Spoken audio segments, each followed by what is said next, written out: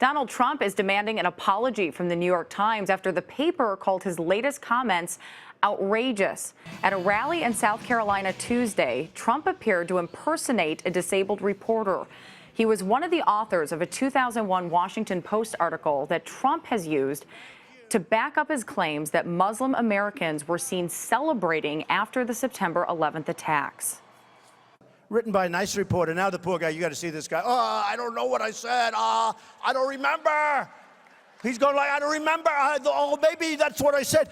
This is 14 years ago. They didn't do a retraction. 14 years ago, they did no retraction.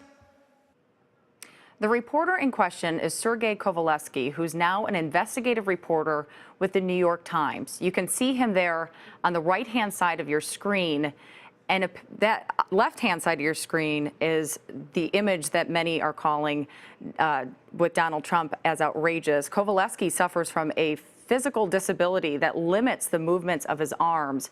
Congressional correspondent Nancy Cordes joins us from Washington with the latest controversy today. And Nancy, it's not surprising, I don't think, that it appears there's another tussle between Donald Trump and the media. What is the latest from both camps on this point?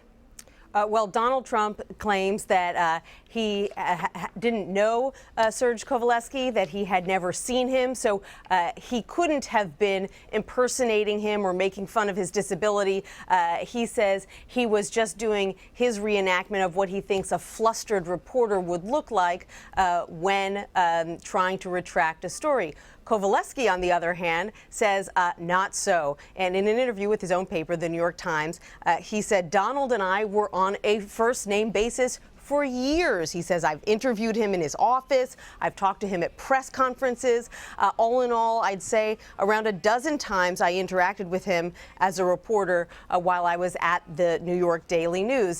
Back then, he covered Donald Trump's business exploits for that paper. And so you've got a real difference of opinion here. Donald Trump often likes to say that he's got the world's greatest memory, but in this case, he says that Kovaleski sure must think an awful lot of himself to think that Trump would remember him after all these years. Well, that's true. Trump has pointed out several times that he has a great memory. Is anyone going to believe him when he says that he didn't know this reporter? You know, it's hard to believe him, especially when you see the clip, as you played, where he said at the very beginning, he's a nice guy, but you got to get a look at this guy. Those aren't the kinds of things that you say when you don't know someone or when you haven't seen them, especially when it's Donald Trump, who, you know, let's be honest, often doesn't express a lot of affection or love for members of the press. So the fact that he said that he's a nice guy at all is pretty notable. The interesting thing here is that not only is Trump not apologizing, but he's claiming that he's the one who needs an apology from the New York Times, and he's actually continuing to heap more insults on Kovaleski himself. In a statement, he says that Kovaleski should stop, quote, using his disability to grandstand and should get back to reporting. Trump went on Twitter, and it's quite a lengthy statement that he put on the social media site. It also seems that this may not hurt him that much. I mean, when you look at the Iowa polling, he's still the front runner in that case. Do you think this will have an impact on the campaign moving forward? Maybe people have kind of slowed down over the holidays, and once they learn of this issue, maybe go, whoa, wait a minute. You know, it's hard to say. These are the kinds of comments that would knock any other candidate out of the running, especially when you consider that this isn't the first person or group he's insulted this week alone. He also said that Muslim Americans should be tracked more closely than they are now, that U.S. mosques may need to be shut down. He seemed to condone an assault on a black protester at one of his rallies. You know, so far in the polls, he seems to be Teflon. So it's hard to say if this will change anything.